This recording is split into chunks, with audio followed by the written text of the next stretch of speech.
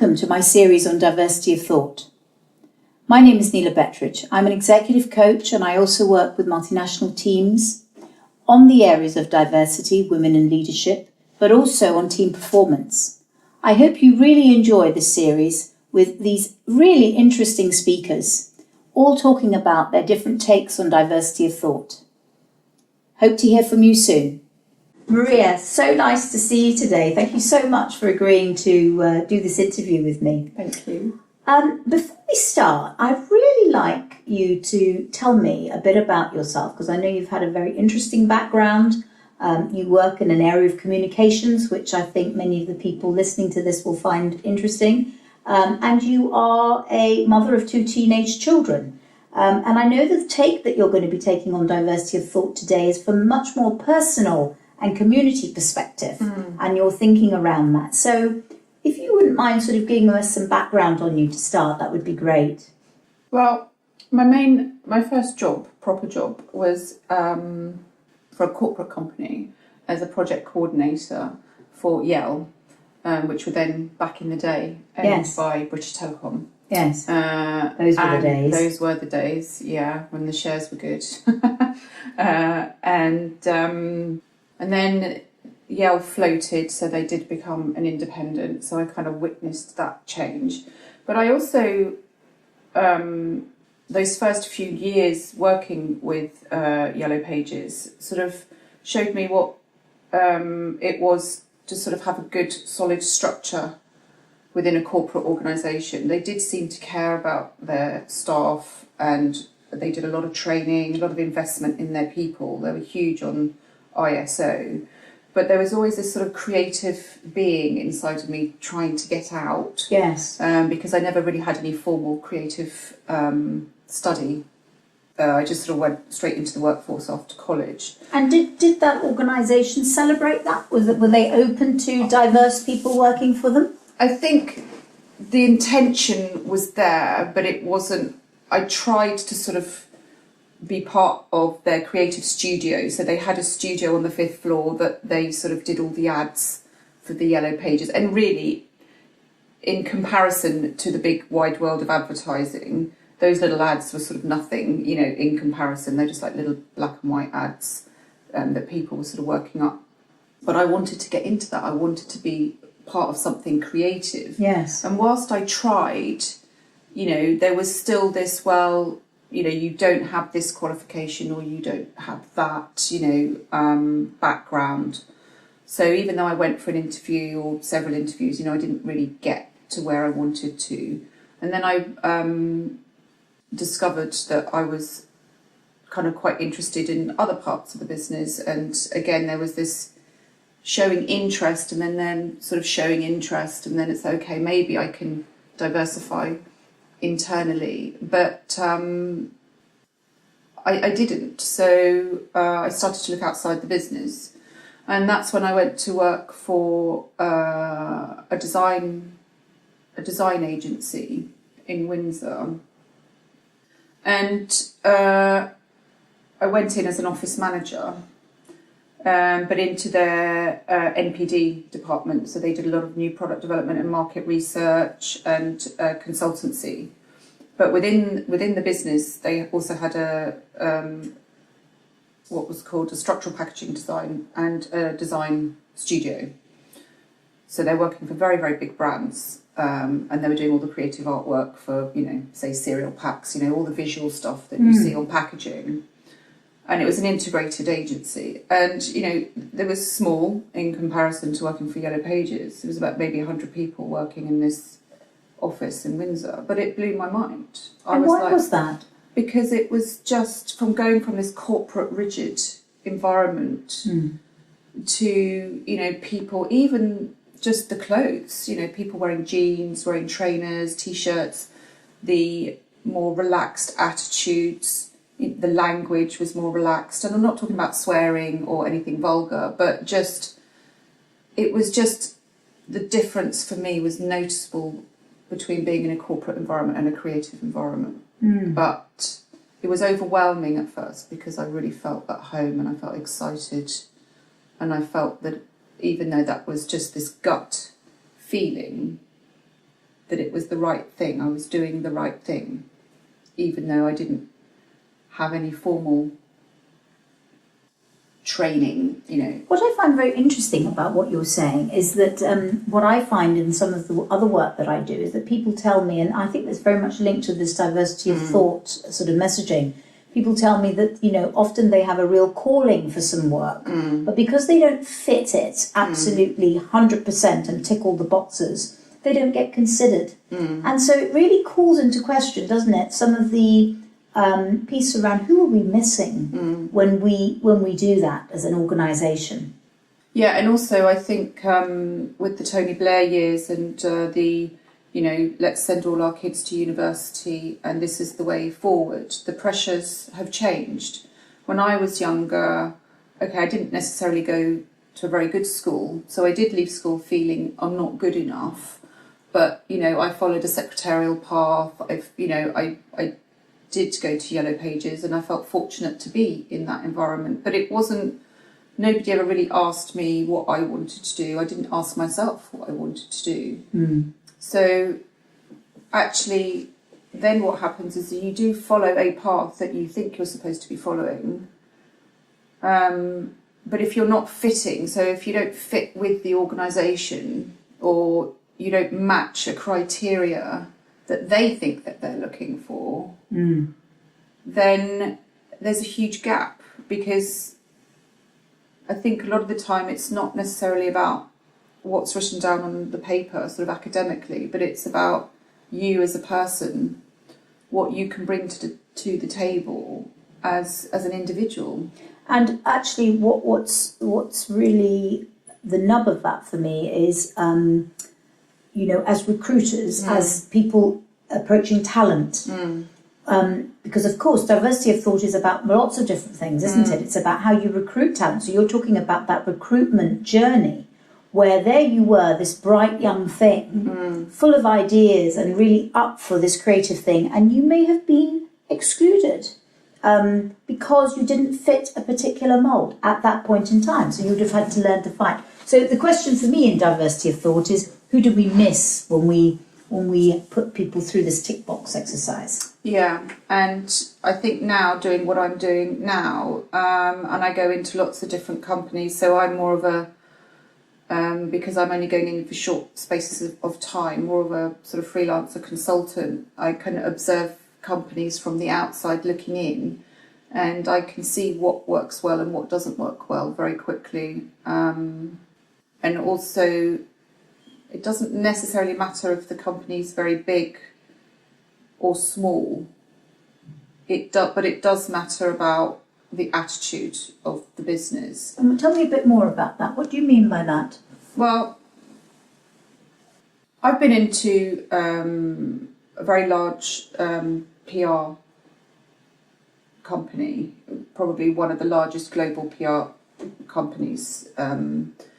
And I was brought in to ask to look at a specific area within their presentations and their design setup within the company. And all the people that got me in were the ones that were enthusiastic. They saw that the change needed to happen. They knew it was a process that needed to be improved. And they really asked me to do an audit because of my experience, and also possibly help them implement the change. But then what I found very quickly after that was that the people higher up in the organisation didn't allow that change to happen. And then it kind of got blocked by bureaucracy and too many cooks, too many decision makers, but nobody actually just sort of pinpointing and identifying with, yes, you know, we are trusting our senior, and they were senior people I was talking to, you know, to actually just implement this change because it will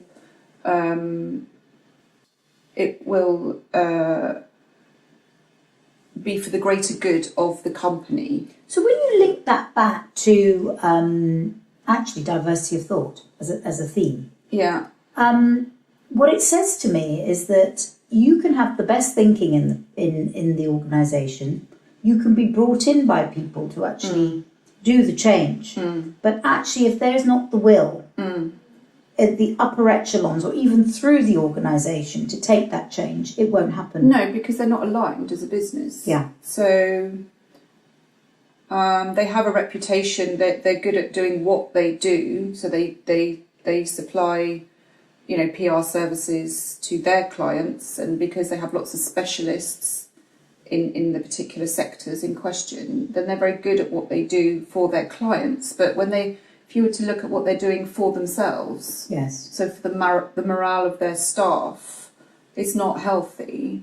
Yes. And then to compare that to another agency that I went into, a smaller agency, digital agency, but their thinking just, it took me a while. I was a bit off balance when I went in there because they were just so quick. They had little group meetings, like, this is what we're doing, this, so they would agree who needed to do what, and then things just happened very quickly, almost instantly. So what was the difference for you within the culture, if you were to put it in a couple of words? It was, they were just like really young, not just in their age that they were young, but that was just almost, I guess if I look at my teenagers, or if we look at children and how they interact with social media, it was almost like the next level up. It's like, what are our young people going to be doing? How are they going to be taking advantage of the technology that's out there, rather than just, WhatsApping or Snapchatting to their mates? It's like, what's the next level in business? It's almost like this young group of people were doing that, but progressive. But in a business context, yes. I'm not saying they were Snapchatting in the meeting, but what I'm saying is that they were using technology and social media, and they were just on it. And do you think, having worked in the communication industry, across quite different sort of industries, that piece around social media, just how that whole piece is used, is really a contributing factor to diversity of thought, or how do you see it? I don't know if it's a contributing factor. I think diversity of thought the potential is there for all of us, and I think it's a way of being.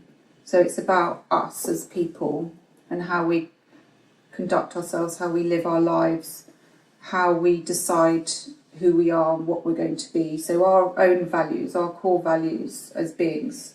How am I going to live? Am I going to be a kind person? Being mindful of, even if you took horoscopes as an indicator, I'm a Taurian, typically I'm a stubborn person. Is that true? Is that real? Is that nonsense? Actually, yeah, I am quite stubborn.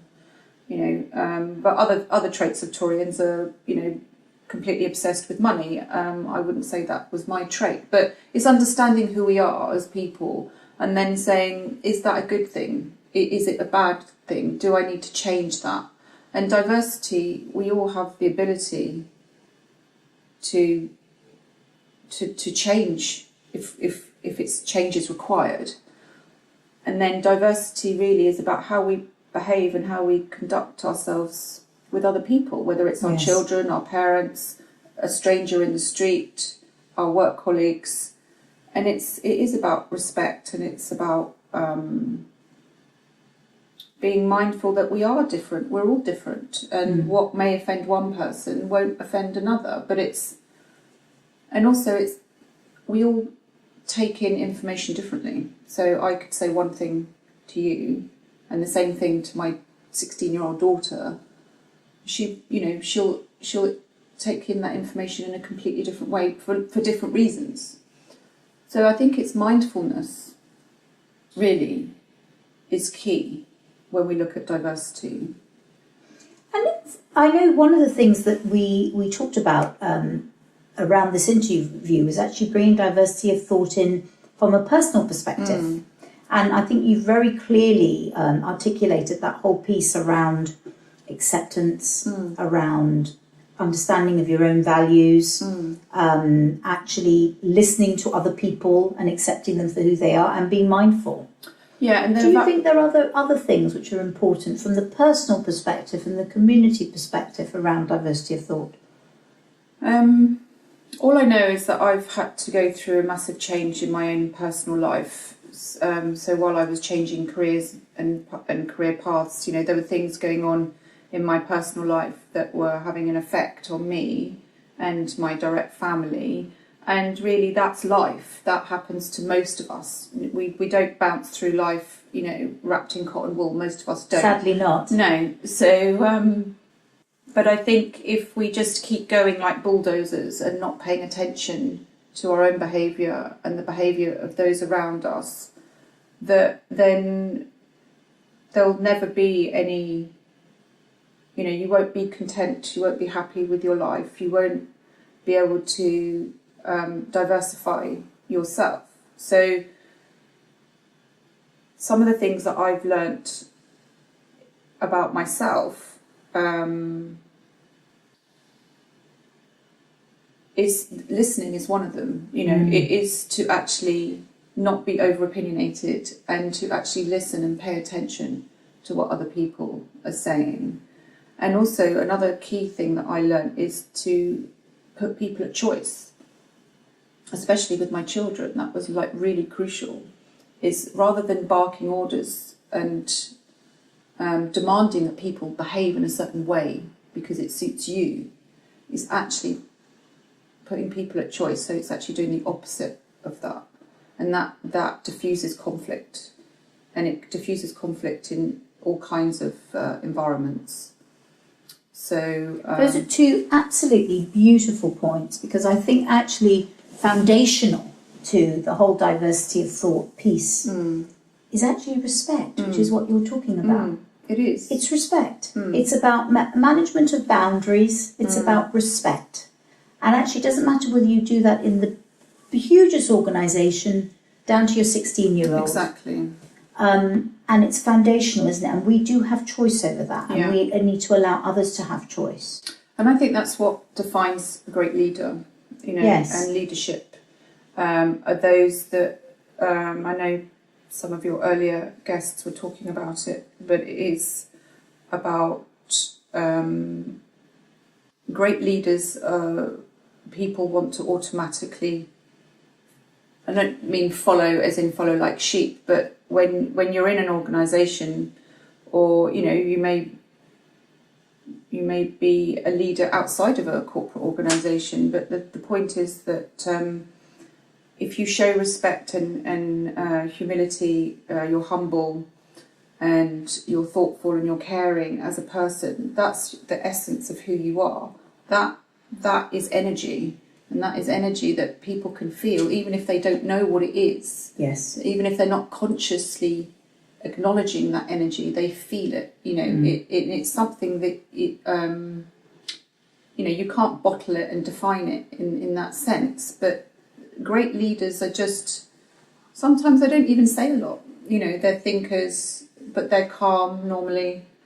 They don't bark orders. They're not stressed. They don't shout at people and demand things, and they're also able to delegate and put trust in their teams to do their job. And these, of course, are all qualities that we need in ourselves. Yes, exactly. And it's because leaders don't sort of live outside ourselves. No. They are part of ourselves. Well, that's it. And so it's very interesting, because you've done a very, I think, a great job of exploration of diversity of thought, but from the personal perspective. Yes. But actually what you learn is that the personal perspective also affects the leadership perspective and the organisational perspective, because we are not separate. No.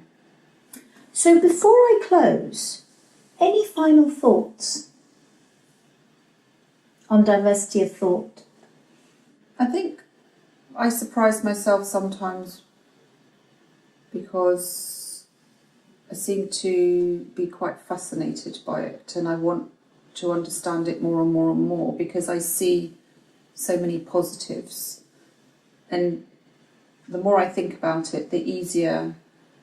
I'm still fascinated sometimes when I go into companies and I see that they're not aligned, and I say, well, surely we must have worked it out by now, and there are a lot of young companies out there like the Googles and Facebooks of this world who are doing amazing things, and you see the way that they are with their staff and their working environments.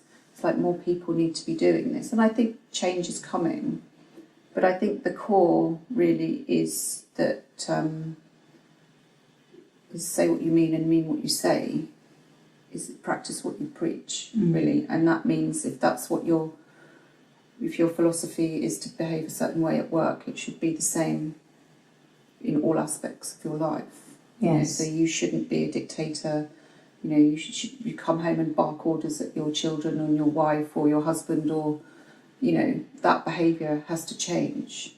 So it's being mindful about who you are, and then I think diversity then becomes quite an easy philosophy to adapt once you feel, everything is well in oneself. Yes. Then it's kind of, you roll it out, don't you? Exactly. You roll it out to the rest of your life. Becomes embodied. Yes, yeah. Exactly. So Maria, thank you very much indeed. Fantastic interview. Thanks. Thank you for your time.